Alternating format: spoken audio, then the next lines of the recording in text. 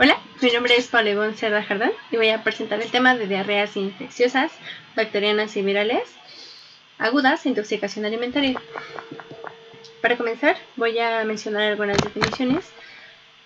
La diarrea aguda se puede definir como un aumento en el número de deposiciones, se consideran 3 o más veces al día, o bien una frecuencia mayor de la normal para la persona, de heces sueltas o líquidas. Hay algunas bibliografías que consideran más de 200 gramos. Ok, en cuanto a la diarrea de origen infeccioso aguda, usualmente se asocia con otras características clínicas, como datos de afectación entérica, náusea, vómito, dolor abdominal, distensión abdominal, flatulencia, fiebre, evacuación de heces con sangre, tenesmo, urgencia fecal y evidentemente con una etiología infecciosa. Algunos autores consideran a la diarrea como sinónimo de gastroenteritis, y también hay que tener en cuenta que durante la enfermedad pueden predominar los síntomas de vómito y poca o ninguna diarrea. Bueno, otra clasificación que existe en cuanto al tiempo de evolución es que si dura menos de 14 días se considera una diarrea aguda, que es de la que vamos a hablar, y repito, es un aumento en el número de deposiciones, considerando 3 o más, con una o acompañada de una forma disminuida de la consistencia respecto a la normal, que es blanda o líquida. También hay quien considera que es un aumento del número de deposiciones con un inicio abrupto en 24 horas. Esto igual de 3 o más. Si la duración va de 14 a 30 días, se considera subaguda, y si dura más de 30 días, pues se considera crónica. También hay otra clasificación de acuerdo a la localización donde se pudo haber adquirido la enfermedad o bien a las condiciones de los pacientes. Entonces puede existir una diarrea del viajero, una diarrea adquirida en la comunidad, una diarrea intrahospitalaria o bien una diarrea asociada a pacientes con inmunocompromiso. Bueno, hay que considerar también que la enfermedad diarreica es un factor importante para la morbilidad y mortalidad globales. Se considera que la enfermedad diarreica aguda es la principal causa de enfermedad a nivel mundial, asociada con aproximadamente 1.8 millones de defunciones al año. En el caso de pacientes pediátricos menores de 5 años de edad, la enfermedad diarreica ocupa el segundo lugar como causa de muerte de origen infeccioso después de las infecciones vías respiratorias bajas. También hay que tener en cuenta que las infecciones intestinales recurrentes se asocian con retraso físico, mental, emaciación y además de esto, por ejemplo, en el caso de Estados Unidos se consideran 47.8 millones de casos anuales con un costo de aproximadamente 150 millones de dólares. Bueno, podemos encontrar una amplia variedad de agentes infecciosos involucrados, virus, bacterias, parásitos, que se van a reflejar en el amplio rango de manifestaciones clínicas que observamos en los cuadros gastrointestinales agudos. Aquí podemos observar como el panorama general de lo que vamos a estar revisando, factores que hacen que los patógenos del tubo digestivo causen enfermedades, los mecanismos de defensa del hospedador, los mecanismos de infección, cómo valorarlos, cómo tratarlos, los hallazgos de las heces. Biológicos que actúan en los intestinos han desarrollado diversas estrategias pues para evadir las defensas del hospedador. Es por eso que al realizar el diagnóstico y prescribir un tratamiento adquiere gran importancia conocer los factores de virulencia de cada agente. En cuanto al tamaño del inóculo, el número de microorganismos que es necesario que se ingieran para causar una enfermedad varía con la especie. Entonces, por ejemplo, Shigella, Escherichia coli, enterohemorrágica, Giardia lamblia o entamoeba, se requieren 10 a 100 bacterias o quistes para causar una infección. Por otra parte, si hablamos de Vibrio cólera, habría que ingerir 1 millón a 1000 millones de Vibrio cólera para producir enfermedad. La dosis infectante, por ejemplo, de Salmonella, varía ampliamente con la especie, con el hospedador o el alimento, que es el que va a estar sirviendo de vehículo. Bueno, la capacidad de los microorganismos para traspasar las defensas del hospedador conlleva importantes consecuencias en la transmisión. Se pueden diseminar por contacto de una persona a otra, en el caso de Shigella, E. coli, hemorrágica, Giardia y entamoeba. Y en algunas situaciones se necesita que Salmonella prolifere en los alimentos varias horas antes de que alcance una dosis infectante efectiva o eficaz. Ahora bien, muchos microorganismos deben adherirse a la mucosa del tubo digestivo como fase inicial del proceso infeccioso. Luego, si logran competir con la flora normal y colonizar la mucosa, llevan un poco más ventaja. Bueno, pues igual, algunas proteínas específicas de la superficie celular que van a estar involucradas en la adherencia de las bacterias a los enterocitos determinan de manera importante la virulencia de estas. Como ejemplo aquí tenemos a E. coli enterotoxígena, cuyo agente, es el agente etiológico de la diarrea acuosa, que va a producir una proteína de adherencia que se denomina antígeno del factor de colonización, que es necesario para la colonización de la zona superior del intestino superior por este organismo, antes de que se produzca la enterotoxina que vemos aquí. Ahorita vamos a hablar de ella. En este otro ejemplo, se observa Vibrio cholera, que se adhiere al borde en cepillo de los enterocitos del intestino delgado por medio de adhesinas específicas de superficie. Entre estas está el pilus corregulado por toxina y otros factores accesorios de colonización. Ok, en el caso de E. coli enteropatógena, que es un agente de diarrea en niños pequeños, y E. coli enterohemorrágico, que produce síndrome hemolítico urémico, generan determinantes de virulencia que permiten a estos organismos adherirse y borrar el borde en cepillo del epitelio intestinal. Ok, de igual manera, producir una o varias exotoxinas es importante en la patogenia de numerosos microorganismos patógenos de tipo entérico. Entre estas encontramos a las enterotoxinas como causas de la diarrea acuosa por actuar directamente en los mecanismos de secreción intestinales. Y también tenemos a las citotoxinas que destruyen las células de la mucosa y causan también diarrea de origen inflamatorio. Y también tenemos a las neurotoxinas que actúan en el sistema nervioso central o periférico. Como toxina enterotoxina prototípica se tiene a la del cólera. Esta es una proteína heterodimérica formada por una subunidad A, que vemos aquí, y una subunidad y 5 subunidades B. La primera subunidad es la que tiene actividad enzimática y el pentámero es el que une la alotoxina al receptor de superficie del enterocito, que es el gangliósito GM1, que es el que vemos aquí. Se adhiere, se trasloca un fragmento de la subunidad a través de la membrana de la célula y llega al citoplasma. Aquí hay una ADP ribosilación de una GTP, unidad proteína, y se activa de manera persistente la adenilatociclasa. Y entonces lo que va a ocurrir es que incrementa el AMP cíclico y se va a incrementar la secreción de cloro, disminuye la absorción de sodio y pues se va a estar perdiendo agua. Así se origina la diarrea. Otras cepas enterotoxígenas de E. coli pueden producir una proteína denominada enterotoxina termolábil, LT, o enterotoxina termoestable, ST. La LT es similar a la toxina del cólera, que origina diarrea secretora por el mismo mecanismo. Como posibilidad alterna, cepas enterotoxígenas de E. coli pueden producir enterotoxinas termoestables, que es la que les decía aquí, y una de estas formas causa diarrea por activación de la guanila tociclasa e incremento también, en este caso el GMP cíclico intracelular.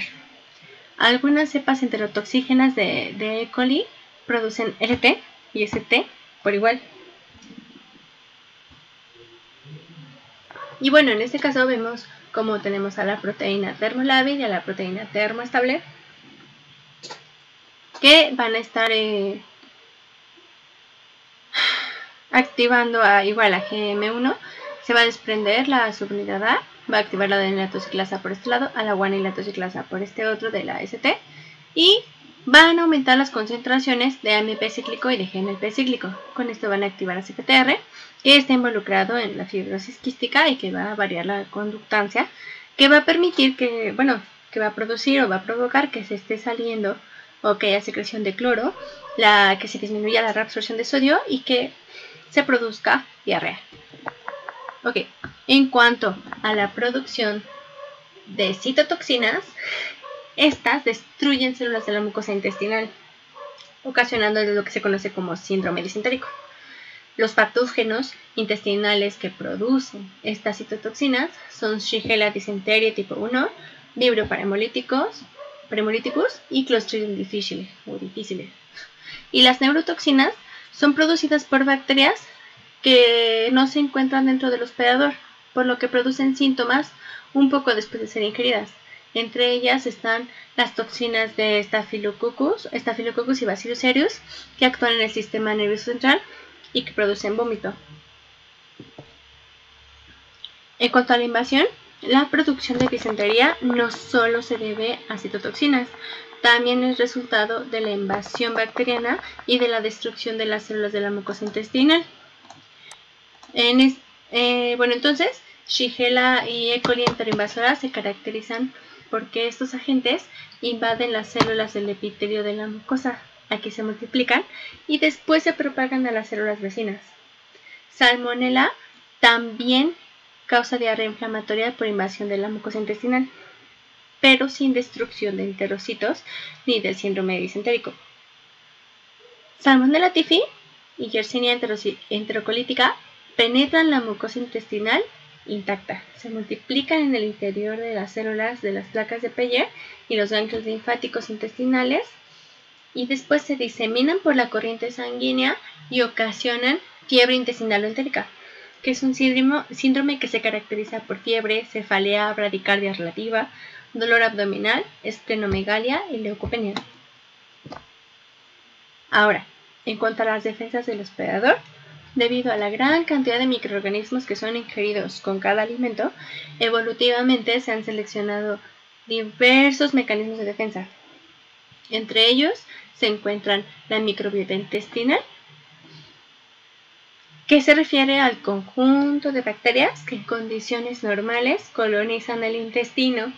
El asunto con la microbiota intestinal es que más del 99% de las bacterias o de la microbiota habitual del colon está formada por bacterias anaerobias, ácidos grasos volátiles generados por la misma microbiota y el pH ácido, que son factores importantes del mecanismo de resistencia a la colonización por patógenos entéricos. Es por esta razón que los humanos o los individuos en general con menos bacterias intestinales, por ejemplo un lactante, que no cuenta con la colonización de la microbiota normal del intestino, o también, como sabemos, a los pacientes que les administran antibióticos, tienen más riesgo de presentar infecciones por interpatógenos.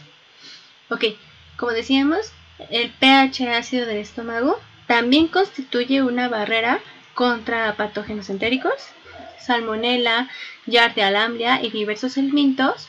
Esto porque se ha visto que la acloridria se ha asociado con una mayor frecuencia de infecciones por estos microorganismos. Como parte de este punto, hay que considerar que la neutralización del ácido gástrico con antiácidos, inhibidores de la bomba de protones o antagonistas de receptores H2 aumentan el riesgo de colonización intestinal, aunque algunos agentes sí pueden vivir post-exposición a la acidez del medio gástrico. Por ejemplo, los rotavirus, ¿no? Aquí tenemos. Por otro lado, el peristaltismo se considera el principal mecanismo de eliminación de bacterias. Esto desde la zona proximal del intestino delgado y, en este sentido, la administración de opiáceos o fármacos que inhiben la motilidad aumenta la proliferación bacteriana e infección. Tenemos también a la mucina intestinal, que es una capa de moco producida por células secretoras especializadas que recubre el estómago, el intestino delgado y el intestino grueso, formando una separación entre la microbiota y el epitelio. Su composición y grosor va a variar en todo el tracto gastrointestinal y se recambia con rapidez y la conforman, aquí están, glucoproteínas, moléculas antimicrobianas, inmunoglobulinas contra antígenos microbianos específicos, Y bueno, hay que considerar que los agentes patógenos entéricos han adquirido por evolución una inmunidad que les ha permitido seleccionar enzimas para degradar el moco, tener dispositivos o estructuras que les dan motilidad mediada por flagelos y toxinas que les permiten librar todas estas barreras. Bueno, en cuanto a la inmunidad de tipo humoral contra los enteropatógenos, está formada por IgG e IgM sistémicas y también IgA secretora. El sistema inmunitario a nivel de la mucosa puede ser, como sabemos, la primera línea de defensa contra muchos patógenos gastrointestinales. La unión de un antígeno bacteriano a las células M de la superficie luminal en la porción distal del intestino delgado y la presentación de antígenos ulterior de estos antígenos al tejido linfoide subepitelial va a permitir la proliferación de linfocitos sensibilizados. Estos linfocitos van a circular y van a poblar todos los tejidos mucosos del organismo en la forma de células plasmáticas secretoras de IgA. Y, pues evidentemente, las variaciones genéticas del hospedador determinan de alguna manera la susceptibilidad de enfermedades diarreicas. Las personas con grupo sanguíneo O presentan mayor susceptibilidad de enfermarse por Vibrio cólera, Shigella, E. coli o 157 y norovirus. En el caso de las personas que tienen polimorfismos en genes de mediadores inflamatorios, han sido vinculados con los resultados de la infección por E. coli enteroagregativa, E. coli productora de enterotoxina, Salmonella, Clostridium difficile y Vibrio cólera. Ahora bien, en cuanto al estudio del paciente, es importante interrogarlo a manera de disminuir el número de posibles causas de diarrea y orientarnos hacia el posible tratamiento. Durante la exploración física hay que buscar signos de deshidratación para que nos aporten información esencial en cuanto a la intensidad del trastorno diarreico y la necesidad de tratamiento, si tiene que ser rápido o no. Los signos que nos indican deshidratación leve son sed, serostomía, disminución de sudor axilar, disminución de la diuresis y cierto adelgazamiento. Entre los signos de deshidratación moderada está la hipotensión ortostática, la gran laxitud de la piel y el hundimiento de los globos oculares, o bien en el caso de los lactantes, como ya sabemos, el hundimiento de la fontanela. Y entre los signos de deshidratación intensa tenemos letargia, hiporreflexia, pulso débil, hipotensión y choque, ¿no? Por la hipovolemia. En cuanto al diagnóstico, una vez que se evalúa la gravedad de la enfermedad, debemos diferenciar entre las enfermedades inflamatorias y no inflamatorias. Es más práctico porque esto discrimina bien entre los gérmenes que lo causan, la presentación clínica y las opciones de tratamiento. Entonces, en términos generales, las diarreas no inflamatorias son aquellas producidas por enterotoxinas, que ya dijimos que no van a erosionar la mucosa del epitelio. En general afectan a la porción proximal del intestino delgado, donde se absorbe la mayor cantidad de líquidos, por lo que van a producir diarreas con grandes volúmenes de líquido. No va a ser un cuadro disentérico, puede tener fiebre, pero lo más común es que no haya fiebre. Pueden o no tener dolor abdominal y en general son etiologías benignas que se autolimitan de 3 a 5 días y que solamente requieren tratamiento de soporte. Dentro de los agentes etiológicos, los virus siempre son los número 1, rotavirus en los niños, pero también las otras bacterias que ya hemos hablado, ¿no? Como son E. coli enterotoxigénica, algunas intoxicaciones alimenticias como estafilococo, vibrio cólera, o también puede ser Cryptosporidium, o el agente de Norval, que es un virus que es como muy común en adultos, o bien Giardia lamblia. Y en cuanto a la diarrea inflamatoria que se relaciona con citotoxinas, el sitio anatómico más afectado es el colon, por eso vamos a encontrar molestias como tenesmo rectal, dolor localizado al marco colónico. También vamos a encontrar deposiciones frecuentes de pequeño volumen, sangre, moco y pus en heces, leucocitos en heces, que nos podrían ayudar a discriminar hacia dónde se dirige la etiología. En general se van a presentar con mayor frecuencia fiebre y dolor intestinal más intenso. Y en cuanto a los agentes etiológicos, podemos encontrar todos estos. Ahorita los voy a volver a mencionar. Y todas estas son capaces de producir síndrome disentérico, como podemos ver aquí. Entonces, los datos de la anamnesis se pueden complementar con el estudio de una muestra de heces. Los excrementos que tienen sangre o moco sugieren un proceso inflamatorio, y el estudio de los leucocitos en las heces en un preparado en una laminilla a la que se le agrega azul de metileno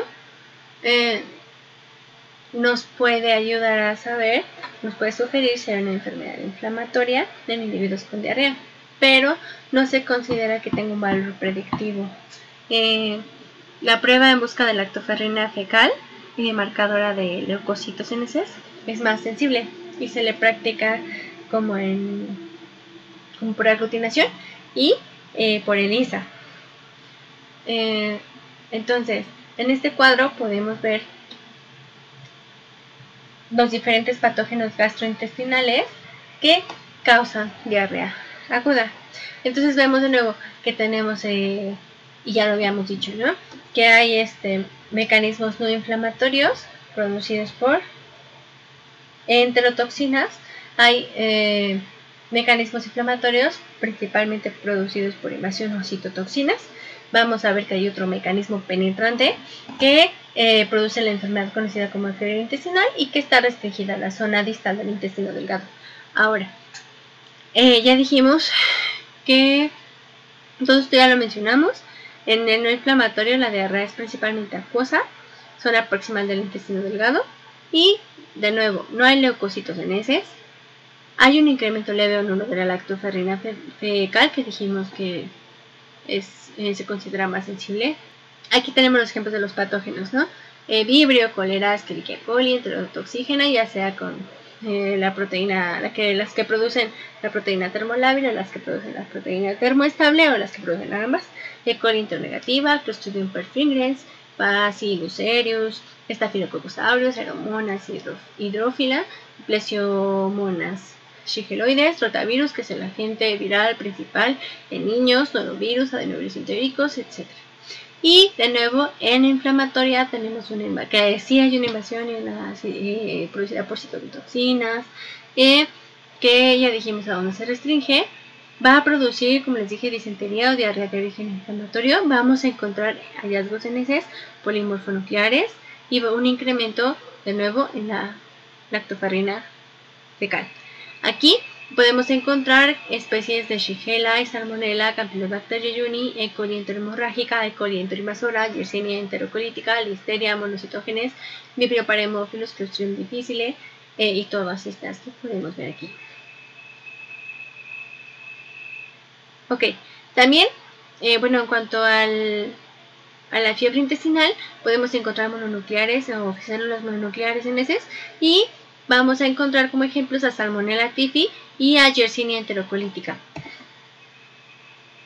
Ok, bueno, aquí podemos ver el algoritmo que nos ayuda al diagnóstico de la diarrea. Entonces podemos tener a un paciente que tiene diarrea, náusea o vómito.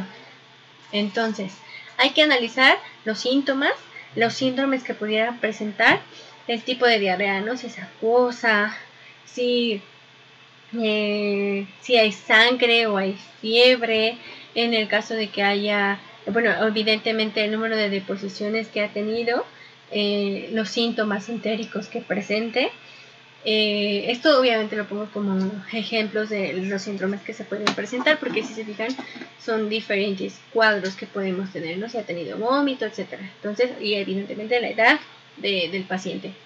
Ahora, algo que dijimos es que hay que investigar el tiempo de evolución, ya lo habíamos mencionado, y vimos que para valorar la intensidad, evaluar el grado de deshidratación que puede tener el paciente, pues es importante. Si la duración es mayor a un día, hay que ver, bueno, más bien, si no es mayor a un día y si la intensidad pues es como leve, se puede ir a una puede aumentarse o resolverse, o bien puede persistir. Pero si es mayor a un día y la intensidad pues es elevada, vamos a tener que valorar de nuevo como los datos y los antecedentes de la duración de la fiebre, del tenesmo. Y esto porque, por ejemplo, en el caso de la duración, la diarrea que dura más de 2 semanas suele definirse como crónica, ya dijimos, y en estos casos existe menor posibilidad de que intervengan muchas de las causas de la diarrea aguda, y hay que pensar en otras causas. Ok, la fiebre suele indicar enfermedad invasora, aunque esta y la diarrea también pueden ser consecuencia de una infección fuera del tubo digestivo, ¿no? Ahora, el aspecto de las heces. Si tiene sangre o tiene moco, puede tener una úlcera en el colon. Una heces sanguinolenta sin leucocitos debe alertarnos porque puede haber una infección por Escherichia coli enterohemorrágica productora de la toxina de Shiga. También encontrar heces voluminosas y blanquecinas puede ser un cuadro de mala absorción en el intestino delgado. Las heces en agua de arroz puede ser cólera o un cuadro toxígeno similar. En el caso de las deposiciones frecuentes en un periodo particular, puede ser el primer signo de deshidratación. En el caso del dolor abdominal, puede ser muy intenso en cuadros inflamatorios como los que causan Shigella, Campylobacter y toxinas necrosantes. Hay casos graves de cólera en los que hay cólicos abdominales dolorosos causados por pérdidas de electrolitos. En la giardiosis es frecuente el timpanismo. La aparición de un síndrome que se parezca a la apendicitis debe ser motivo para practicar inmediatamente un cultivo para buscar Yersinia enterocolítica. Y bueno, en el caso de tenesmo, espasmos rectales dolorosos con una urgencia irresistible para defecar, pero que no hay expulsión, no hay poca expulsión de heces, puede ser una de las características de casos de proctitis, como ocurre en la shigellosis o en la amebosis. En el caso del vómito, puede que se trate de una infección aguda, como un cuadro por toxinas o una intoxicación alimentaria, o también puede ser por una enfermedad como que tiene un ataque al estado general, como el paludismo. Una forma de identificar una fuente común, además de elaborar la lista de alimentos que han consumido, es interrogar al paciente sobre si alguno de los parientes o su familiar está enfermo. Si sí, pues puede que exista un origen común. También hay que estudiar alimentos específicos. Y además, el uso de antibióticos. Como sabemos, la antibiótico-terapia reciente o el antecedente reciente de tratamiento sugiere diarrea por Clostridium difficile.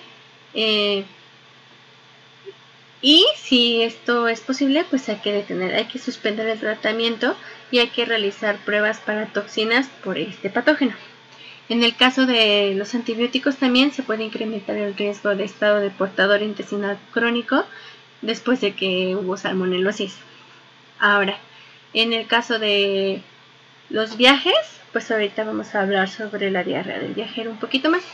En cuanto a la escala de formas de ese de Bristol, que a veces genera duda, pues es una herramienta para medir la tasa de tránsito intestinal, y los autores la crearon en 1997 porque consideraban de vital importancia en la fisiología intestinal, ¿no? Y es un determinante importante de los síntomas intestinales. Sin embargo, no es como que realmente se utilice. Una vez que ya se analizaron todos estos datos y antecedentes, tenemos que, bueno, si se hizo un estudio de si se han buscado leucocitos, hay que analizar si como ya habíamos mencionado, pasamos a ver si es una diarrea inflamatoria o una no inflamatoria. Aquí hay que ver que en la no inflamatoria no hay leucocitos. Harrison tiene como mal este esquema y menciona que hay leucocitos. Ya vimos que no hay leucocitos. Y en las inflamatorias pues hay leucocitos. Ahora, si es no inflamatoria, hay que continuar como con las medidas sintomáticas, y si no está en resolución, hay que continuar valorando qué es lo que está sucediendo. Y si es inflamatoria, hay que hacer cultivo para buscar el agente etiológico como Shigella, Salmonella, Campylobacter jejuni, y hay que considerar la citotoxina de Clostridium difficile.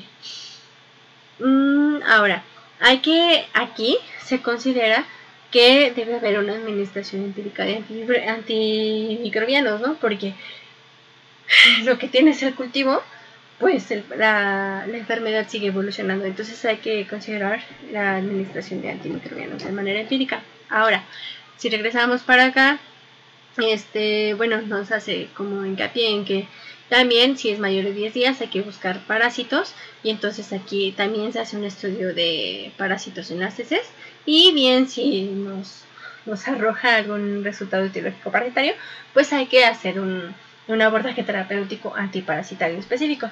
Bien, podemos tener diversas complicaciones posdiarreicas, y aquí mencionamos como las que Harrison menciona como complicaciones de la diarrea. Bueno, puede haber una diarrea crónica, que es con una duración mayor a 4 semanas. Aquí vamos a tener una deficiencia de lactasa, proliferación excesiva de bacterias en el intestino delgado, y podemos tener o puede ser un síndrome de mala absorción, como es PRUE tropical y celíaco. Aquí esto se menciona que afecta en promedio a 1% de los viajeros con diarrea aguda, y los protozoarios causan aproximadamente un tercio de los casos. En el caso de un cuadro inicial o exacerbación de enfermedad inflamatoria intestinal, puede ser desencadenada por la diarrea de los viajeros. También puede haber síndrome de colon irritable, artritis reactiva, síndrome hemolítico urémico, anemia hemolítica, trombocitopenia, insuficiencia renal, o bien síndrome de Guillain-Barré.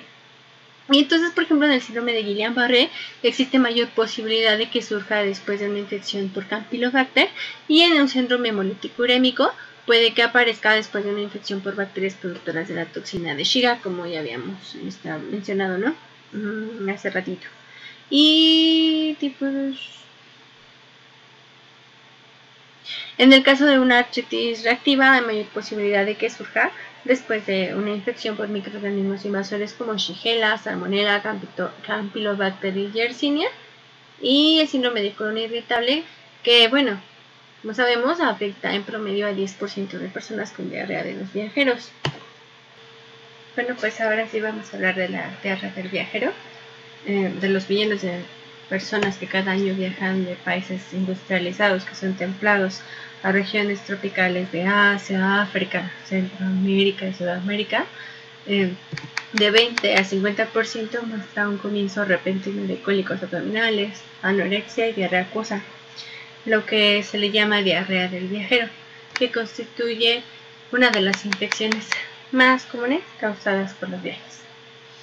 El cuadro suele comenzar unos 3 días a 2 semanas después de que llega el viajero al área, y en muchos de los casos comienzan en los primeros de 3 a 5 días. El cuadro normalmente se autolimita y dura de unos 5 días. La elevada frecuencia de diarrea entre los viajeros en zonas subdesarrolladas depende de la ingestión de alimentos o agua contaminados. Los microorganismos que causan la diarrea del viajero varían notablemente de un sitio a otro, así como el perfil de resistencia que cada uno tenga. En todas las áreas, las cepas de E. coli enterotoxígenas y enteroagregativas se supone que son los que se aíslan con mayor frecuencia. La infección por Campylobacter jejuni es especialmente frecuente en zonas de Asia. Vamos a ver en este cuadrito las causas de la diarrea de los viajeros. Y entonces podemos ver como el agente etiológico. En este caso tenemos bacterias, tenemos virus, algo que les mencioné, bueno, ahorita les mencioné eso. El porcentaje aproximado de casos y algunas especificaciones. Si hablamos de Escherichia coli enterotoxígena, vamos a ver que el porcentaje va del 10 al 45%. Bueno, y si hablamos de bacterias en general, es del 60 al 75% de los casos de diarrea de bacteria. Si hablamos de Escherichia coli enteroagregativa, hablamos del 5 al 35%. Y este es un enteropatógeno de aparición reciente, pero que tiene una distribución mundial. Si hablamos de Campylobacter jejuni, va del 5 al 25%. Mencionábamos que es más frecuente en Asia. Si hablamos de Shigella, va del 0 al 15%. Es una causa principal de diarrea sanguinolenta, disentería, de salmonela del 0 al 5%. En el caso de otros organismos es del 0 al 5%, estamos hablando de aeromonas, plesiomonas y vibrio cólera.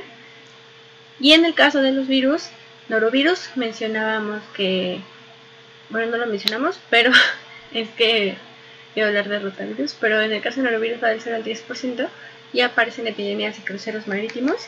Y en el caso de los rotavirus, que si lo mencionamos, va del 0 al 5% y este es el virus más frecuente en el caso de los niños. O sea, Giardia lamblia, del 0 al 5%, que afecta a personas en caminatas, campamentos, que beben corrientes de agua dulce, ¿no? Giardia lamblia es un parásito que normalmente está en aguas contaminadas. Cryptosporidium va del 0 al 5%, es resistente al tratamiento de fuentes de agua con cloro. Perdón, es resistente al tratamiento de fuentes de agua con cloro. Y tenemos también el Tramoeba histolítica de menos de 1%, y a ciclospora también menos del 1%. Otros factores pueden ser intoxicación aguda por alimentos, estamos hablando del 0 al 5%, y en el caso de algunos porcentajes en los que no se identifica alguna etiología es el 10 al 50%. Mencionábamos al principio de otro tipo de diarreas que están involucradas con la localización. Hablamos de diarreas que pueden ser adquiridas en la comunidad o diarreas que pueden ser intrahospitalarias. Y entonces veamos, las comunidades cerradas y semicerradas, en las que podemos incluir guarderías, escuelas, asilos y cruceros, son entornos importantes para brotes epidémicos. En este caso, pues de infecciones entéricas. El norovirus es un agente que es muy resistente a superficie, muy contagioso. Es el agente causal más común para brotes epidémicos de gastroenteritis aguda. Otros microorganismos comunes que normalmente se diseminan por contagio fecal oral en estas comunidades son Shigella, Campylobacter jejuni y Cryptosporidium. Los rotavirus rara vez causan brotes epidémicos en población pediátrica en Estados Unidos, por ejemplo, porque la vacunación contra rotavirus es como muy recomendada, ¿no? Aquí también, de la misma forma, los hospitales son sitios en los cuales se concentran las infecciones entéricas. La diarrea es una de las manifestaciones más comunes de infección nosocomial. Clostridium difficile es la causa predominante de diarrea nosocomial en adultos estadounidenses. Los brotes epidémicos de infección por norovirus también son comunes en instalaciones de servicios de salud. En el caso de Klebsiella psittacia se ha mencionado como causa de colitis hemorrágica relacionada con antibióticos, y Escherichia coli enteropatógena se ha detectado en brotes de diarrea en salas de cunas de recién nacidos, y también una parte de ancianos que se quedan en asilos presentan cada año una enfermedad diarreica. Más del 50% de estos casos son causados por Clostridium difficile. La administración de antimicrobianos pues también predispone a veces a la aparición de colitis pseudomembranosa, que altera la flora normal del colon. Ahora vamos a hablar del estado inmunitario del hospedador. Un hospedador inmunodeficiente muestra un mayor riesgo de diarrea infecciosa aguda o crónica. Las personas con un defecto en la inmunidad de tipo celular, incluidos los pacientes con SIDA, presentan un mayor riesgo de enfermedades intestinales invasoras. Esto incluye salmonelosis, listeriosis y criptosporidosis. En el caso de individuos con hipogamaglobulinemia, están expuestos a un riesgo particular de colitis por Clostridium difficile y giardiosis, ¿no? En el caso, hay un mayor riesgo de que los pacientes con cáncer presenten infección por Clostridium difficile, y como consecuencia de la quimioterapia y las hospitalizaciones frecuentes.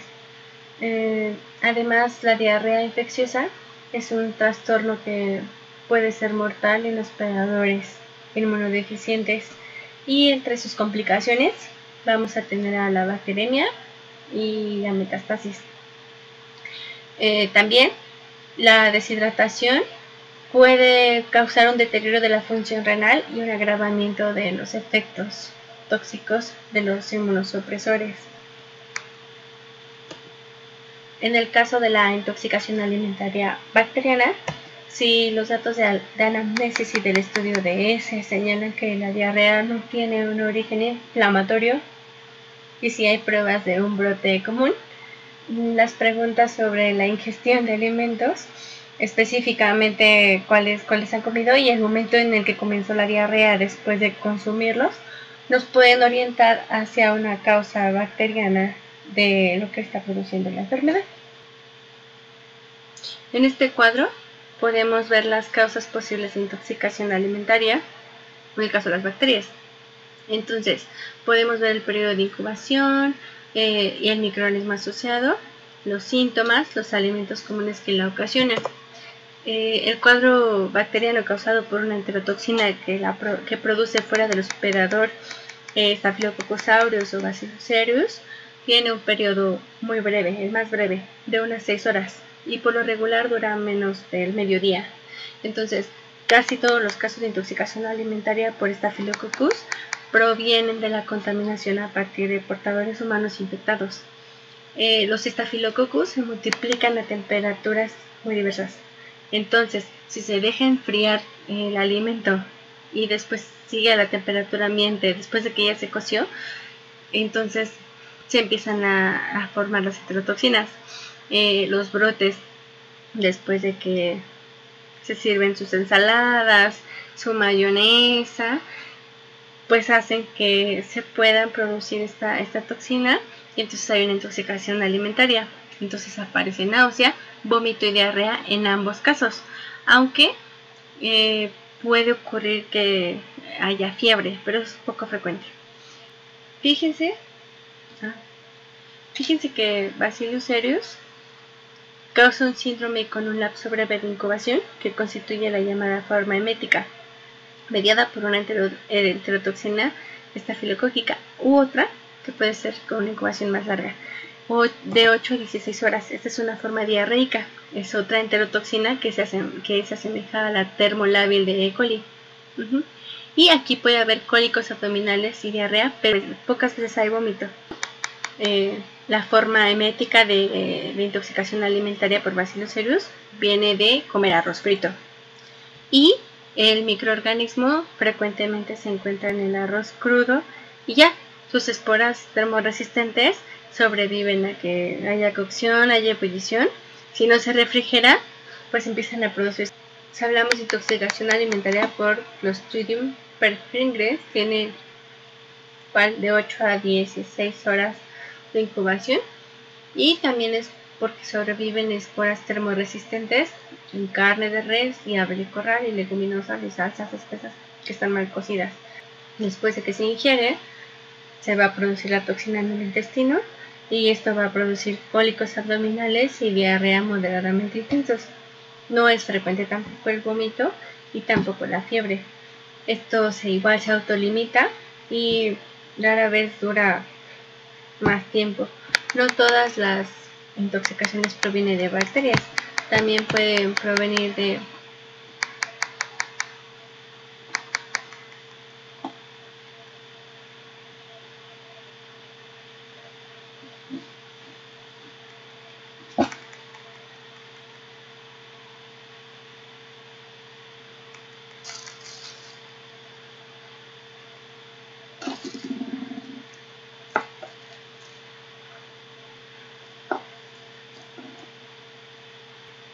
Vamos a ver el diagnóstico, los estudios de laboratorio. En muchos casos la diarrea de origen no inflamatorio se autolimitan o pueden tratarse de forma empírica. En estas situaciones,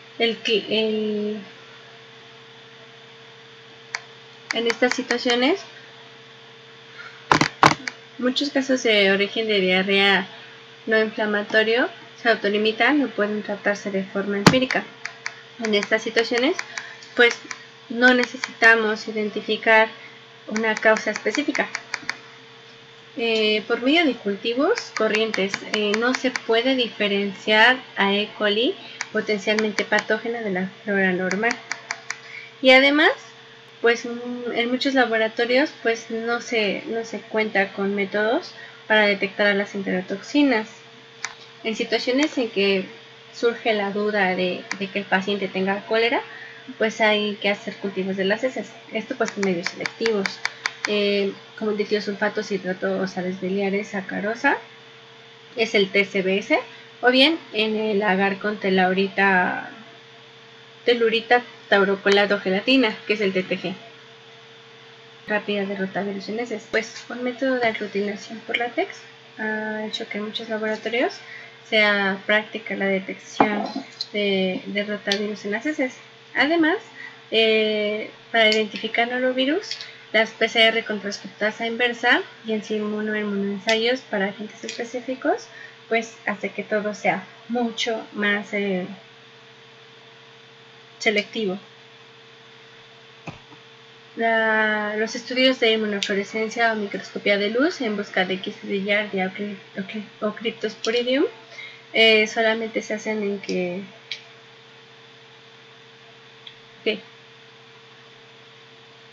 las muestras, por ejemplo, que se estudian por métodos de inmunofluorescencia o microscopía de luz, que son estudios menos sensibles, para buscar quistes de Giardia o Cryptosporidium, solamente se hacen si se tiene como la sospecha de que puedan estar causando la enfermedad.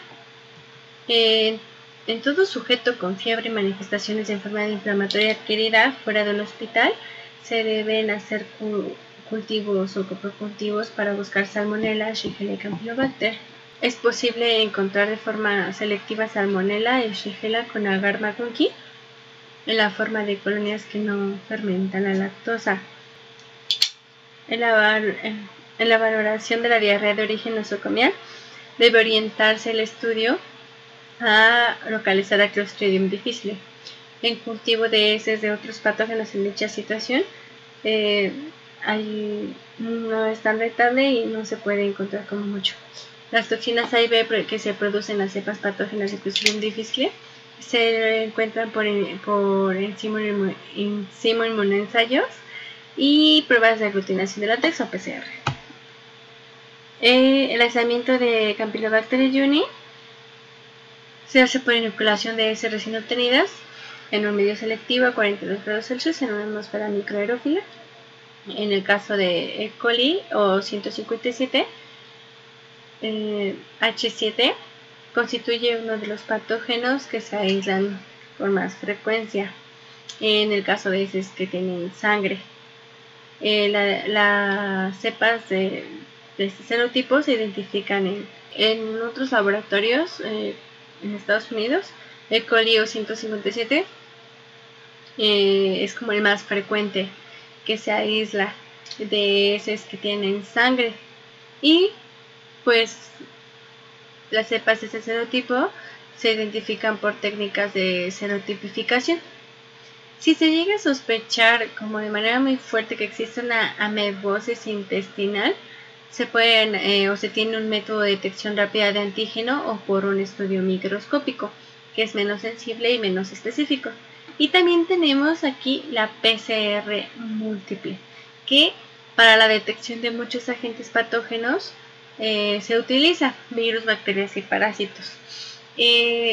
Definitivamente es un método más sensible, mucho más específico y rápido que los métodos de cultivo estándar, sobre todo porque es una PCR multiplex. Una PCR multiplex te permite de por sí, o sea, cada una de las reacciones de una PCR es cara. Entonces, una PCR multiplex te permite meter o seleccionar, como meter los diferentes organismos en una sola reacción. Entonces tú puedes identificar diferentes especies dentro de una misma muestra, y vas a ahorrar reactivos, va a ser más barato, va a ser mucho más rentable, y además con la ventaja de que es más sensible, más específico, más rápido, y por eso se utiliza como método de cultivo, como estándar, ¿no? Si bien una prueba de PCR se considera más sensible y rápida que los métodos de cultivo estándar, hay un problema, ¿no? no lo aíslas, no lo cultivas en la placa, y entonces eso interfiere como en la tipificación de cepas, en la identificación de sensibilidad o para identificar brotes de una fuente común y responder a ellos. Entonces se sugiere que debe ser para el diagnóstico debe ser un método de amplificación de ácido nucleico, vaya seguido por el intento de aislarlo. Ok, como ya vimos, en muchos casos pues no es necesario el tratamiento específico o ni siquiera está disponible para orientarnos en el tratamiento. Podemos utilizar la información obtenida en la anamnesis y el estudio de las heces y la valoración de la gravedad de la deshidratación, como ya hablamos. Ahorita vamos a hablar sobre los regímenes empíricos para tratar la diarrea de los viajeros. Y el elemento básico es la rehidratación. Esto se ha ido revolucionando y se siguen usando como en el tratamiento del cólera por medio de las soluciones de rehidratación oral. El uso de estas soluciones de rehidratación oral ha hecho que las cifras de mortalidad por cólera de más de 50% en casos no tratados se vayan hasta menos del 1%. Los primeros ingredientes de la solución, que contenían 3.5 gramos de cloro de sodio, 2.5 gramos de bicarbonato de sodio o 2.9 gramos de citrato de sodio, 1.5 gramos de cloro de potasio y 20 gramos de glucosa o 40 gramos de sacarosa por litro de agua. Y esta solución aún se utiliza para tratar el cólera grave. Sin embargo, pues muchas causas de diarrea secretora se acompañan de una pérdida menor de electrolitos. Y entonces la Organización Mundial de la Salud recomendó una solución que tuviera menor osmolaridad y menos cloro de sodio. Entonces eso resultó que era más tolerada que la anterior, y en este caso esta solución incluye 2.6 gramos de cloro de sodio, 2.9 gramos de citrato trisódico, 1.5 gramos de cloruro de potasio y 13.5 gramos de glucosa o 27 gramos de sacarosa por litro de agua. Ahora, las presentaciones de soluciones que contienen arroz o cereal como fuente de carbohidratos se considera que pueden ser todavía más eficaces que las soluciones basadas en glucosa, y además los individuos que están muy deshidratados o en quienes el vómito no les permite tener terapia oral deben ser tratados con soluciones como ringelactato por vía intravenosa. Aquí podemos observar el tratamiento de la diarrea del viajero con base en sus manifestaciones clínicas. Entonces podemos tener una diarrea acuosa con esas que no tienen presencia de sangre, no hay fiebre o en 1 o 2 posiciones al día, y pues no tienen como mayores síntomas, ¿no? Aquí haces rehidratación y puedes darle Pedialit, puedes darle tren, agua mineral, incluso galletas saladas, ¿no?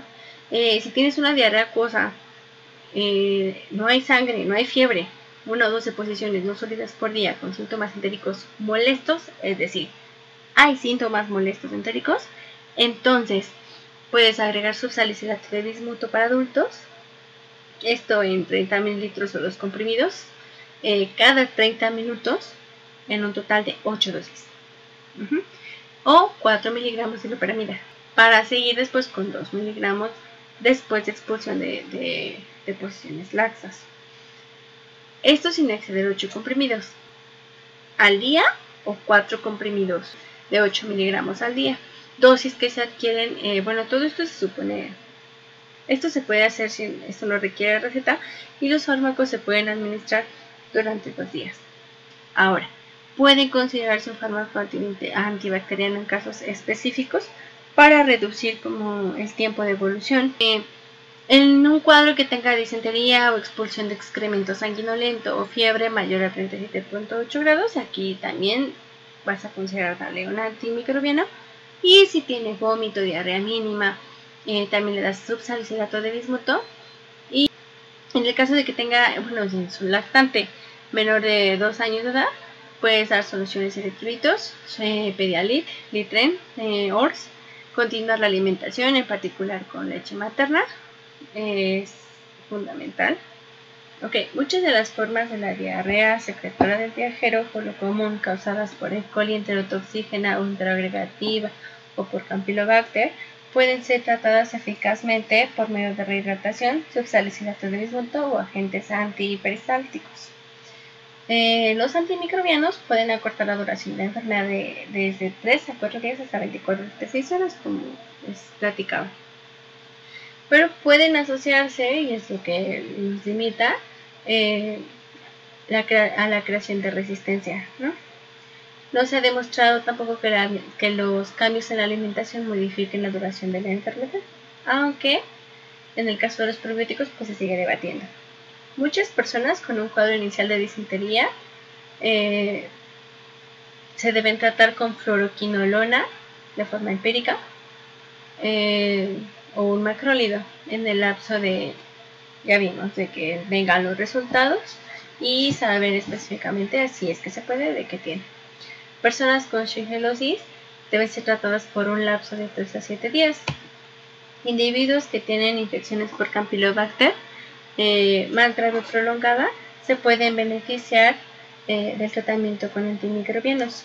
Ante la resistencia cada vez mayor de Campylobacter a fluoroquinolonas, particularmente en algunas zonas de Asia, se puede dar un antibiótico, un macrólido como la eritromicina o la acitromicina.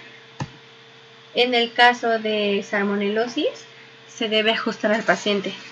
La administración de antimicrobianos suele prolongar la colonización intestinal de salmonela.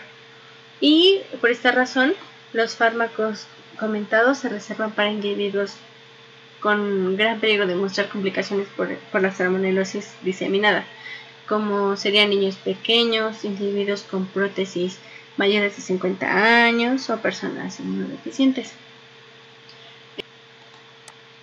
Finalmente, en cuanto a la profilaxis, pues se deben mejorar las prácticas, ¿no?, de higiene para disminuir en grado importante la prevalencia de enfermedades diarreicas, sobre todo en países en desarrollo. Los viajeros pueden disminuir el peligro de sufrir diarreas si consumen solo alimentos recién cocinados y que aún estén calientes. Se evitan el consumo de verduras crudas, ensaladas, frutas sin cáscara, si beben solo agua hervida o tratada y que no consuman hielo. Bueno, el subsalicilato de bismuto es un agente barato para evitar la diarrea de los viajeros. Esto en dosis de 2 comprimidos, que son 525 miligramos 4 veces al día. Y es un tratamiento que se considera eficaz e inocuo, incluso hasta por 3 semanas. Pero a veces surgen fenómenos adversos, como el oscurecimiento temporal de la lengua y la aparición de zumbidos. Además, se ha sugerido que los probióticos pueden disminuir la posibilidad de la diarrea de viajero en aproximadamente 15%. Y comúnmente no se recomienda, para evitar la diarrea del viajero, usar antimicrobianos de manera profiláctica, aunque son eficaces, salvo si los viajeros muestran inmunodepresión o alguna otra enfermedad de fondo primaria que los ubica como en una categoría de riesgo alto, ¿no?, de infectarse. Si está indicada la profilaxis, se debe considerar rifaximina como un antibiótico no absorbible. Y para crear un impacto en la morbilidad y la mortalidad que mencionábamos al principio, que ocasionan este tipo de enfermedades diarreicas, es el punto del cual se parte para crear vacunas, ¿no?, como la que tenemos contra rotavirus y las que también se tienen para Salmonella typhi y Vibrio cólera. Aunque bueno, la protección que brinda pues es incompleta, breve o ambas, ¿no? Actualmente comercialmente no se dispone de una bacteria eficaz contra Shigella, Campylobacter, Salmonella notifoidica, norovirus o parásitos intestinales. Este algoritmo, que viene en la guía del 2016, que se utiliza para Estados Unidos, algunas recomendaciones para la diarrea aguda: levofloxacino 500 miligramos vía oral en una dosis, o durante 3 días, ¿no? Ciprofloxacino 750 miligramos vía oral, una dosis única. Tenemos también 500 miligramos vía oral durante 3 días, o 400 miligramos vía oral, una dosis o durante 3 días. En el caso del ofloxacino, también tenemos la citromicina y la rifaximirina, ¿no? Que en el caso de que uses un antibiótico, puedes combinarlo con loperamida, los 4 gramos en la primera dosis y después 2 miligramos en las dosis posteriores, sin exceder los 16 miligramos en 24 horas, ¿no? La acitromicina se considera si no se han resuelto los síntomas en 24 horas, que se complete como el esquema de los 3 días. Y también la acitromicina se considera como uso empírico de primera línea en el sureste de Asia y de India para atacar la resistencia a la fluoroquinolona, ¿no? Por Campylobacter, si se sospecha de una infección por Campylobacter. Se considera que se prefiere la acitromicina en el caso de que se tenga una disentería o diarrea febril. Y en el caso de la rifaximina, no se considera su uso si se tiene sospecha de Campylobacter, Salmonella Shigella u otras causas de diarrea invasiva, ¿no? Y pues su dosis es de 200 miligramos vía oral 3 veces al día durante 3 días.